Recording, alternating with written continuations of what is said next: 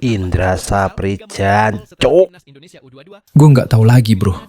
Tiap kali kita berharap, tiap kali kita percaya sama generasi baru, ujung-ujungnya cuma bikin kepala panas.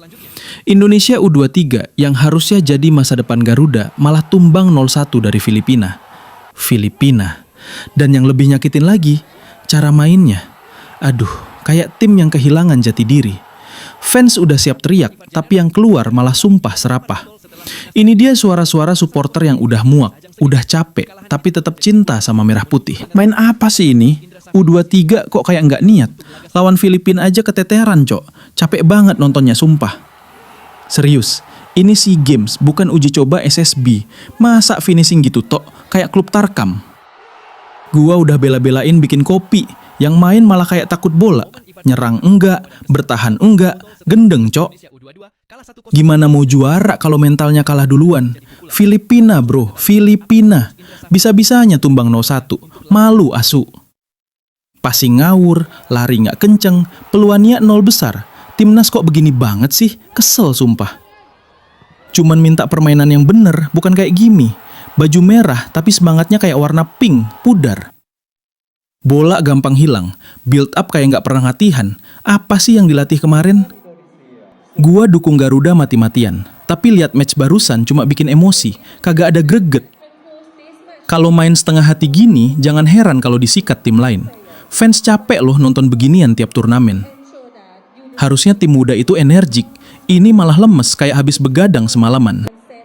Ditambah lagi sekarang rumor timnas senior mau kontrak pelatih yang dianggap gagal di Liverpool, Giovanni van Bronckhorst.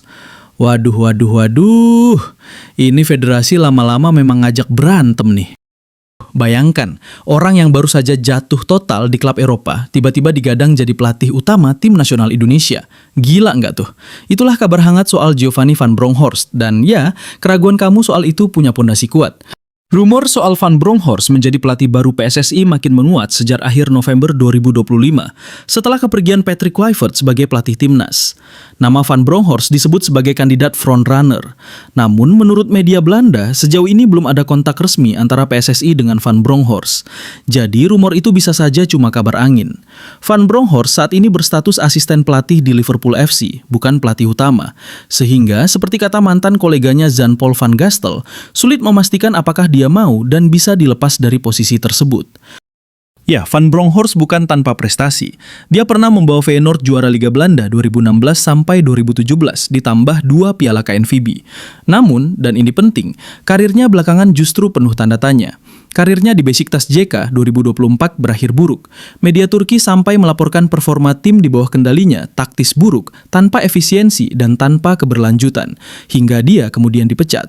Kritik dari kalangan Eropa terhadap gaya manajerialnya muncul, disebut amatir oleh klub lamanya, terkait metode latihan dan manajemen pemain.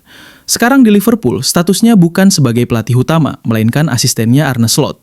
Artinya, dia belum membuktikan kapasitas sebagai nahkoda tim besar dalam beberapa tahun terakhir.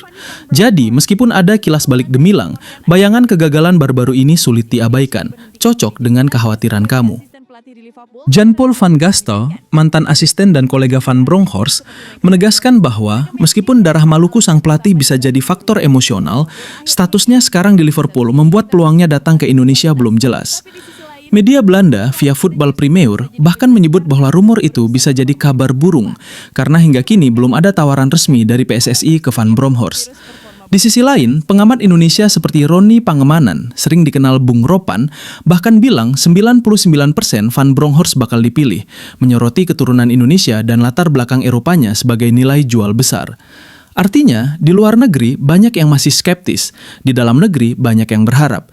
Jadi kita benar-benar ada di persimpangan harapan versus realitas. Kenapa kamu wajar masih ragu? Kalau saya jadi kamu, saya juga bakal curiga. Kenapa? Karena konsistensi. Van Bronckhorst belum pernah menunjukkan stabilitas di klub besar dalam 2-3 tahun terakhir. Karirnya nampak naik turun. Realitas situasi. Status asisten di Liverpool sekarang, bukan pelatih utama. Susah bilang dia siap naik kelas menjadi pelatih timnas besar seunik Indonesia. Risiko ekspektasi berlebihan. Publik Indonesia berharap banyak. Jika dia tak mampu deliver sesuai hype, efek kepercayaan bisa berbalik jadi bom waktu.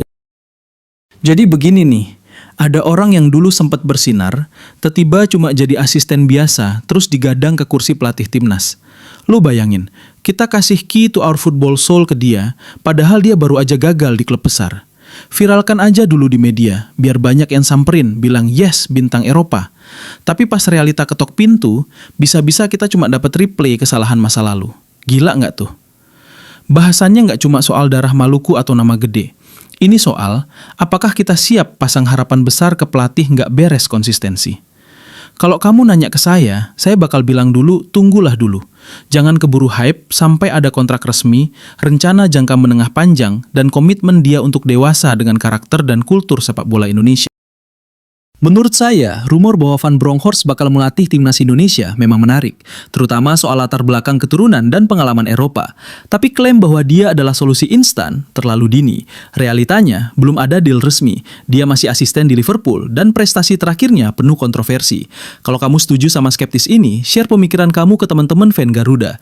Kalau pengen terus ikutin perkembangan kabar ini, saya bisa bantu pantau update-nya bareng kamu. Kalau kamu rasa saya jujur, like, share, dan jangan lupa subscribe juga bosku. Dan jangan lupa samperin channel YouTube gua di samgapi_tv. Gua akan bahas semua berita update tentang sepak bola Indonesia dan atlet diaspora kita di channel tersebut. Jangan lupa bantu subscribe, like, dan komen-komen di sana ya gengs. Dan mungkin itu dulu saat ini. Sampai jumpa di video gua berikutnya. See you gengs!